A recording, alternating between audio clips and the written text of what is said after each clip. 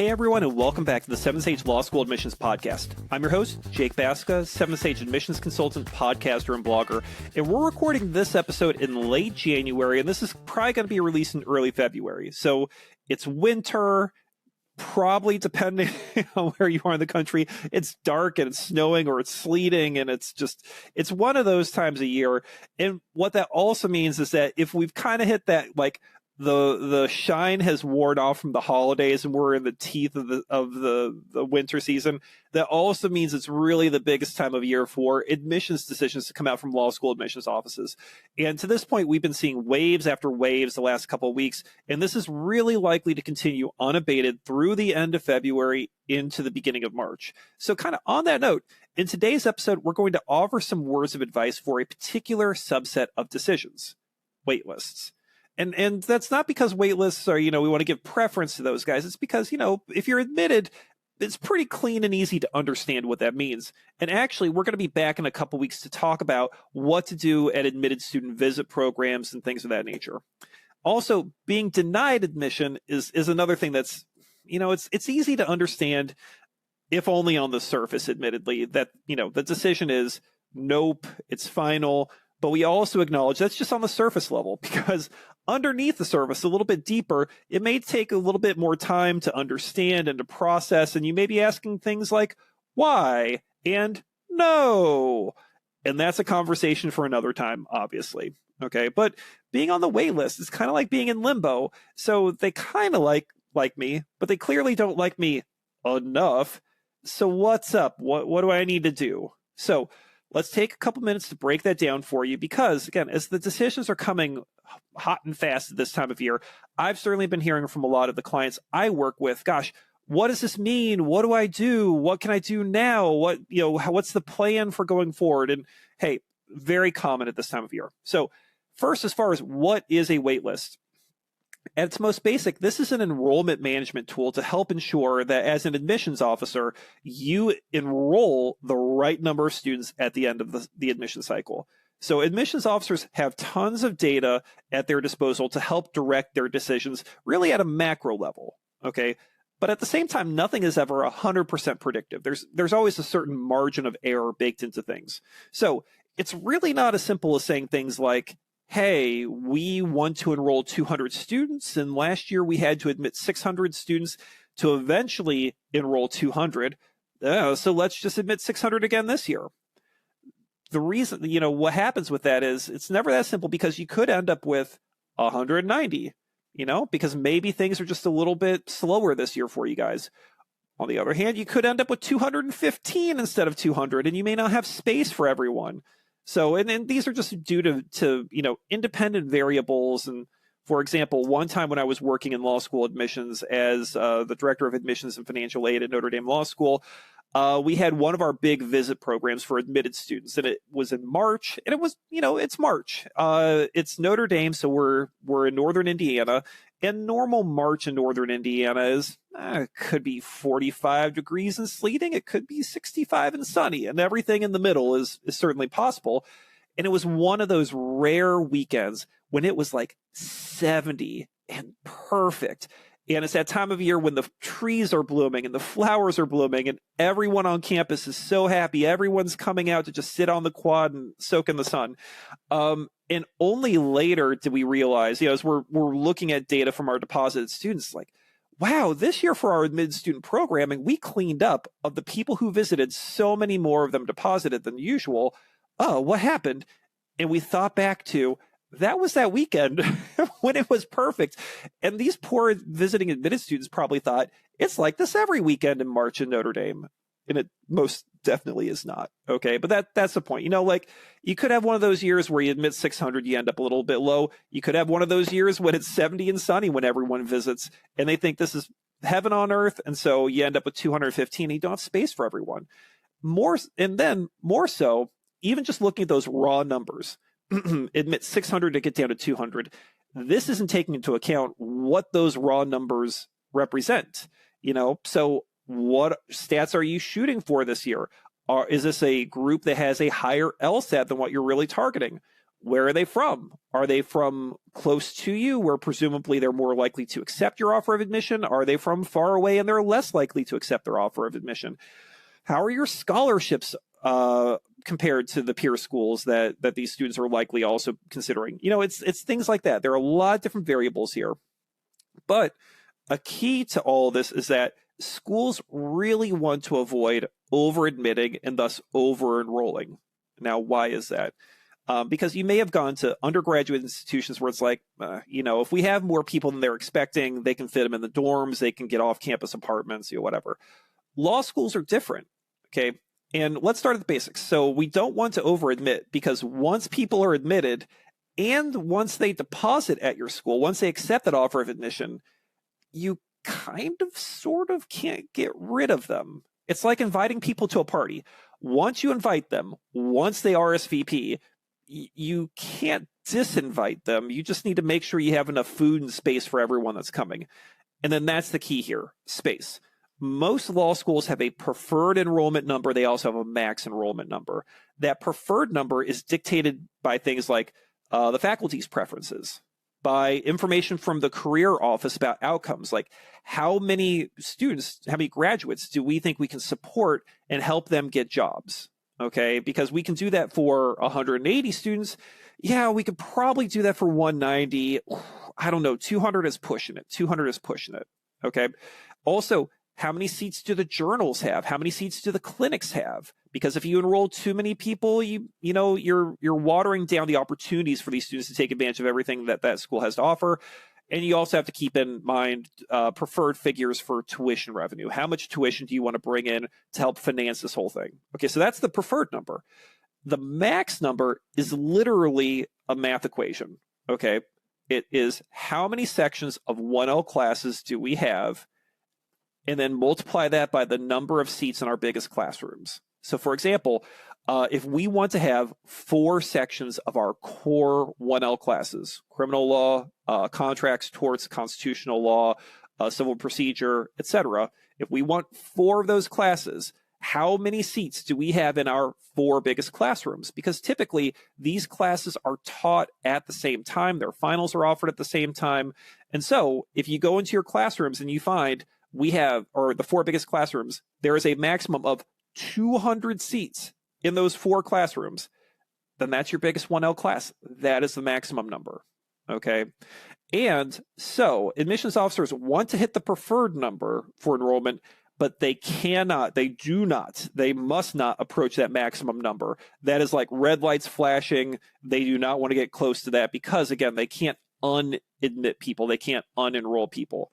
And this is where a wait list comes in. So the trick here from an admissions perspective is you want to admit enough students that you feel confident in approaching your preferred number, but not overshooting it.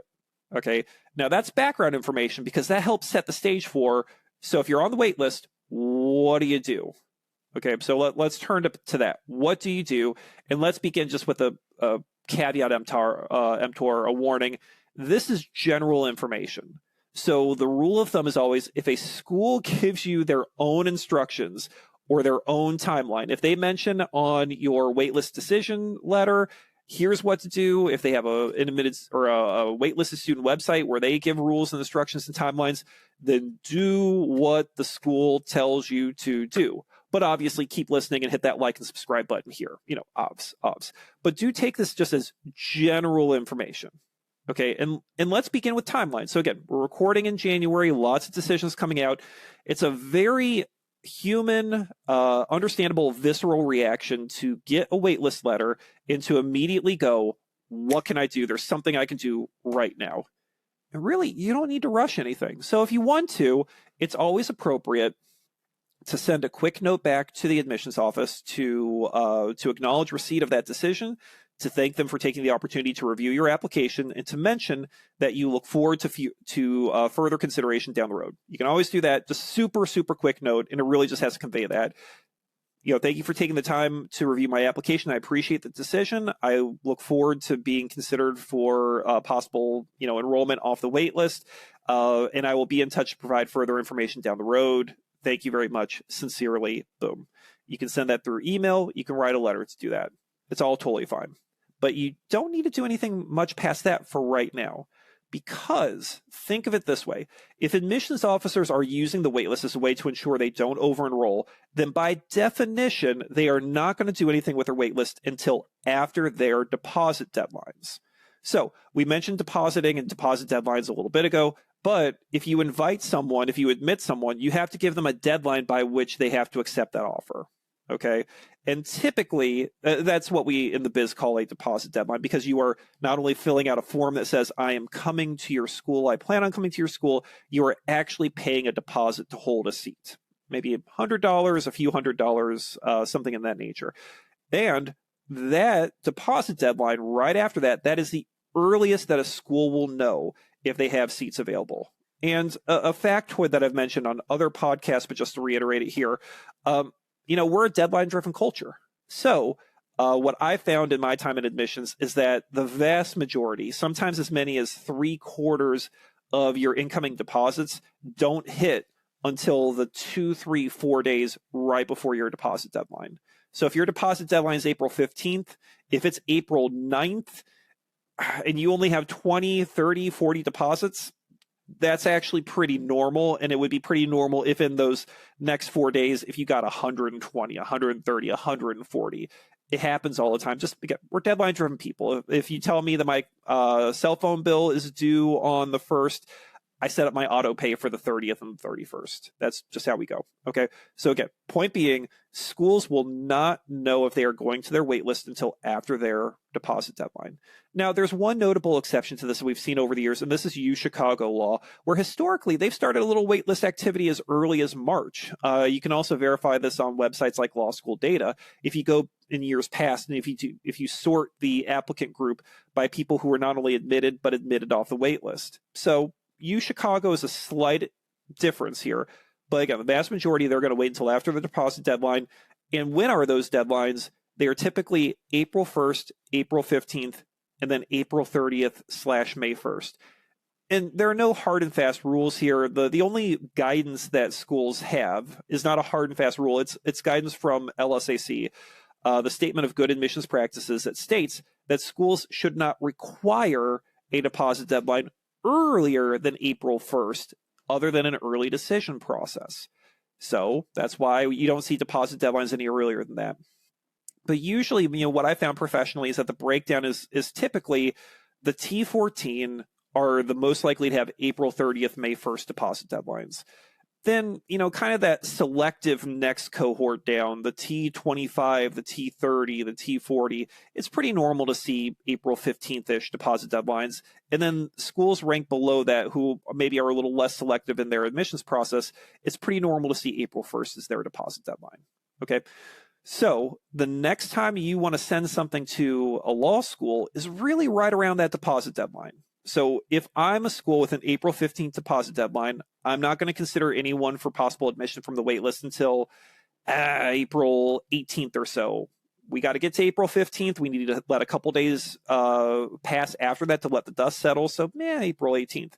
You want to send a letter of continued interest to that school around April 15th. And that gets us to our next point. So that's the timeline. So then what is it that you're doing? You are sending a letter of continued or continuing interest. What we in the biz call a LOCI, LOCI, letter of continued / continuing interest. Okay. That's the thing that you should be ready to send into schools right around that deposit deadline. Okay. So first off, what are you hoping to convey in this letter? Your continued interest. Also, it's an opportunity to provide schools with updates. That's really it. Okay, so these do not have to be love letters. These do not have to be multi-page documents. Really, it's just conveying, here's my specific interest in the school, and I am still interested in attending the school, and if relevant, here are some updates. Okay, now, you may be asking, can't I just start sending those in January? Because, if sending one in April is good, isn't it better to send one in even earlier because it would show even more interest? And that's actually a no, okay? Because what I found professionally is that I've been in situations where I'm I'm in the process of reviewing waitlisted candidates in May for a possible offer of admission. the last time I heard from them was in January when we made a decision on their file to put them on the wait list, and they sent a Loki right away. That tells me how interested they were in possible admission in January, but it's now May. And the thing is, a lot can happen between January and May.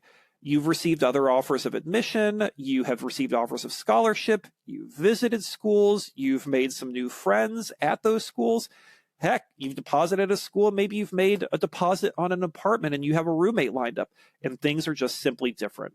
Or maybe you are still really interested in my school. Things have stayed the same. You've done all that, but you're still really interested in my school. If I hear from you in April, a week or two before I'm reading or before I'm reviewing files that you're still interested, that carries more weight than seeing that letter of continued interest from January, right? Now, you may also be thinking, whoa. Yeah, okay, I hear what you're saying, Jake, but what if I send a letter in January and then I send another in February and I send another one in March? Isn't that even better than just waiting until April?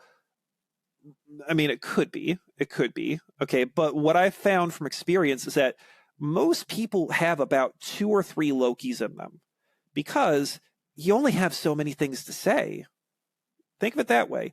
And that's why, as far as that content goes, interest in school and updates, honestly, most people don't have a whole heck of a lot of updates. If you're a current college student, a senior or a graduate student, you at least have academic updates. You can update me on how your academic year is going.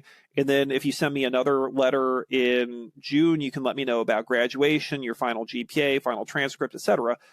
But if that's not you, if you're someone who's working, you probably don't have a whole heck of a lot of updates. And also, if you told me about your interest in the first letter, what are you telling me that's new in the second letter, in the third letter? That's where things get complicated. So do you want to burn up your content in January, February, March? Or what I would propose is this. It's better if you have 2 or 3 Lokis in you, use them strategically. Okay, so send the first one in April because, again, not going to look at my wait list any earlier than after my deposit deadline. Sync up the next one for the second deposit deadline. Most schools have 2 deposit deadlines, one in April, one in early June, either June 1st or June 15th. This is a vestige of an earlier time when people were far more likely to deposit to multiple schools initially to hold lots of seats and then make a final decision in June. So law schools still have this admissions practice. What that means is that what I've found is that the 2 biggest times to have seats available in the class are after that first deposit deadline and then after that second deposit deadline. So after mid-ish April and after early-ish June. Those are the 2 most common times I'm going to go to my wait list. So send me a Loki in April, send me a Loki at the beginning of June, and then the third Loki you can sync up for roughly 4th of July weekend. Okay, because although it's rare to see further waitlist activity at that period and going forward, what may happen is that someone who's deposited in that class at that law school, life happens. Plans change. Maybe they finally get that offer of admission off the wait list at their top choice. And that came rather late in the process. Or I've had incoming 1Ls when I was a director of admission who found out they were pregnant. So they deferred their enrollment by a year in order to have their baby and focus on family and all that stuff. That opened up a seat in the class. I've had people who've gotten promotions at work, or they received a prestigious post-grad fellowship late in the process, or, again, just life intervenes. Blue moon events happen. And that now opens up a seat in the class in the middle of July. Heck, in early August. I've also been in that position where we were checking in people for orientation. We have the name tags on the table for everyone to pick up. And then after the dust settles and all the 1Ls are in our lecture hall to hear a welcome note from the dean, we check out which name tags are still on the table. And we think, okay, so that person told us they were coming in late. No worries. That person was just admitted off the wait list before the weekend. They're on their way. We're all good there. What about that person? Well, what's up with them? Only to find out that they had made other decisions. They made other plans to attend another law school or not go to law school, period. And they just never bothered to tell us, despite all of our outreach.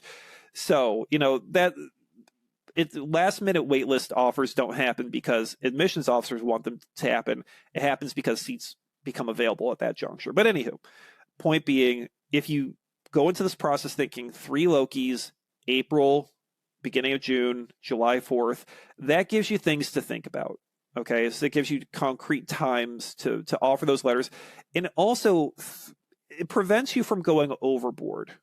So while I want to hear if you're still interested, I want to know why you're interested, I want updates, it doesn't have to be, again, a love letter process. So sending 5, 6, 10 daily updates, that's going a bit overboard. So instead of making me feel like, gosh, this is someone who's interested, now I'm starting to wonder about you and if I should be afraid of things too.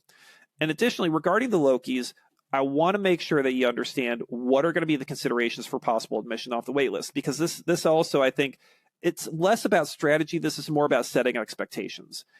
If I have a seat available, if I have seats available after my deposit deadline, the first question I'm going to ask is, are we missing any stats? Are we missing any demographics in the class? And if so, we need to address those off the wait list. So to give an example, maybe we've locked down our LSAT median, but we can boost our GPA median if we admit people off the wait list who have a 3.8 GPA or higher.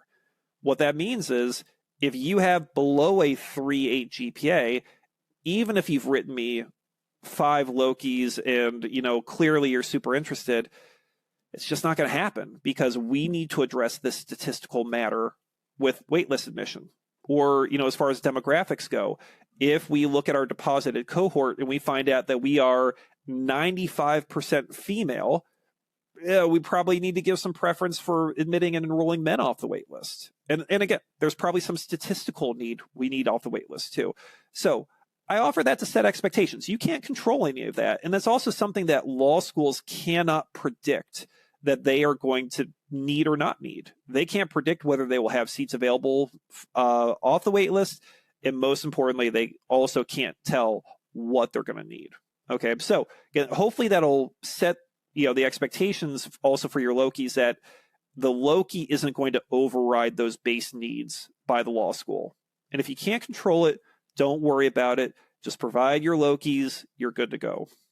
Now, a very common question I get at this time of year is whether or not you should visit a school where you're on the wait list. Will that be beneficial to you? From my experience, it's not really a factor to admissions officers. A good chunk of that is because they want to be equitable for consideration off the wait list. They want to be equitable for folks who can't visit either because of time, because of financial resources, or things of that nature. Also, they acknowledge, admissions officers know, if you visit in February, again, by the time we're now in April or May, your opinion may have changed of my law school after that visit. But now, the real big issue is this matter. To put this politely, guys, and I'm sorry to say this, and please understand where we're coming from, admissions officers just aren't thinking about their waitlist candidates right now. So this is one of the busiest times of year for admissions officers, if not really the busiest time. From now through their deposit deadline in mid-April, these next 2 months are just going to be an absolute crunch, and it's primarily focused on 2 things. The first is reading and evaluating applications, and the second is hosting admitted students. Nothing else matters professionally at this point. It's reading files, it's hosting admitted students. So waitlisted students, next year's prospective students, those cohorts are just completely out of the mind of admissions officers right now. So then coming to this question of visits, some law schools don't even allow visits from anyone other than admitted students at this time of year. So step 1 in this is obviously, hey, check out a school's website, check out their visit page to see if they even allow visits from waitlisted students. And if they don't, hey, end of discussion and we're all good here, okay? And don't go rogue. Sometimes people do, where they're like, I have a buddy who's a student there, so I'm just going to go visit him and then I'll stop in on the admissions office. No. Don't do that, okay? Look at their website, and if a school only has visits for admitted students, that's your clue, okay? But now, even if they allow visits for waitlisted students, just keep in mind that, sometimes waitlisted students want a sit down with an admissions officer. You want an interview with them, you want to chat with them, you want to make a really good impression on them. Just heads up, schools may not allow that because they have files to read, they have meetings to attend to, they got to do prep stuff for the admitted student open house next week, and don't take it personally, okay? So again, should you visit? Hey, schools really don't factor this into the process for all those reasons I mentioned. They aren't really rolling out the red carpet for waitlisted students, and also they want to be equitable to everyone, including the folks who can't visit, all that stuff. Now, with that said, if schools do allow visits, and if this would be a low stakes investment of your time and resources. So for example, it's a law school in your hometown. So it's really just a matter of driving over or taking, a subway over there. And it's really not a big deal. If you're going to be in town organically to visit friends, like you're in town for a wedding, you're in town for a get together with your friends, and if it would be easy to get over to the law school, and again, they allow visits, hey, that's not too bad. I just don't want people to think, hey, this is a super important thing, ergo, let me buy a plane ticket, let me get a hotel room, let me get a rental car. Hey, the bang for the buck simply is not there, guys. So I want to offer that to you. And to that end, to kind of sum things up here, I understand that question goes back to that visceral question that I addressed right from the get-go, which is, I just got this waitlist decision. What can I do? I must have something I can do here. And I really want to emphasize, hey, understand the process, get ready to send those Lokis in, April, June, July, have that patience, okay? And also have that acceptance of the process. There's only so much you can do here, and you can either rage against that, or you can accept that and you can find that zen. But also, what can you do? The most important thing you can do, and I absolutely mean this, is to not spend all of your time on the waitlisted schools. Really, send your Lokis, but then put it back into the back of your mind, because what you really need to do at this time of year is critically examine and evaluate the schools where you have been admitted. You owe it to yourself, and you owe it to the school that admitted you. Okay, they read your application, they liked you, they have invited you to their party. Okay, and really importantly, you need to determine if this school would be an acceptable place and a good place for you to go to law school. Because if it is, you are going to have to put down a deposit at that school that has admitted you while you're waiting for the wait list to play out at your top choice. That is a normal part of this process, okay? And you hear this every year. You're going to read this on Reddit, no doubt, on the law school admissions subreddit, people posting in March saying, I can't believe I haven't heard back from my waitlist school yet about whether or not I'm going to be admitted. Don't they know I have a deposit deadline at these other schools in April? What am I supposed to do? And hey, that's normal. That's normal. That's normal. You're going to have to deposit at that other school because, again, you're not going to hear from waitlisted schools until after their deposit deadline. Everyone in admission circles know this, okay? If you're a director of admissions, you know your deposited cohort on April 16, April 17, a day or two after your deposit deadline, that's probably 75% of the people who are going to show up for orientation. But in this cohort, you are going to have people who change their plans immediately. You're going to have people who have double deposited or triple deposited at schools, and they're going to choose one of those other schools. You're going to have people who are admitted off the wait list. You're going to have people whose plans change because of life circumstances, all that stuff. And you're going to admit people off your wait list. Things are going to happen, okay? But for your purposes, critically evaluate those schools that have admitted you. Go visit those schools, okay? So if you didn't like what I said about visiting and, hey, schools are focused on their admitted students, be that person who gets wined and dined at that admitted school, okay? Enjoy that open house, network with the alums, talk with the career services office, talk with the current students, connect with the faculty, figure out, hey, if the wait list doesn't work out at this other school, am I going to be happy here? And if so, boom, here's my school. And once May 1st passes, really evaluate your living circumstances too. You're going to see this on Reddit too. Like, how long should I wait until I put down a deposit on an apartment, get a roommate? I'd offer that you don't want to wait for life to happen. You want to take control of life. So if you find a good apartment and if you find a good roommate, do it. Okay, put down that deposit, sign that paperwork, because you're going to feel less worse if you are then admitted off the wait list at your top choice and you have to give up your apartment deposit. Okay, or if you have to find a sublease. That's a pain in the backside. But you know what? That isn't as bad as you never got an apartment because you were riding out the wait list, and now it's July or August. And now your wait list or your rooming options are limited. Your roommate options may be non-existent. It's looking pretty sketch out there. You want to avoid that. Okay, so again, what can you do? Your low keys, time them for April, June, July, and then really give yourself that opportunity to really fully investigate those schools where you were offered admission, and to make sure you're doing right by yourself, you're doing right by that school, and you're getting all the information you need to figure out if this is a good place for you to be. And on that note, that's a lot of information. That's a lot to take in. That's a lot of emotion to process. So that's probably a good place to wrap things up for today's episode. So we hope this was really useful information about what a waitlist is, how to approach it, timeline, best practices. For our audience, thank you so much for listening and for watching. And be sure to like and subscribe. And until next time, we wish you all the best on your law school applications. Thanks, everyone.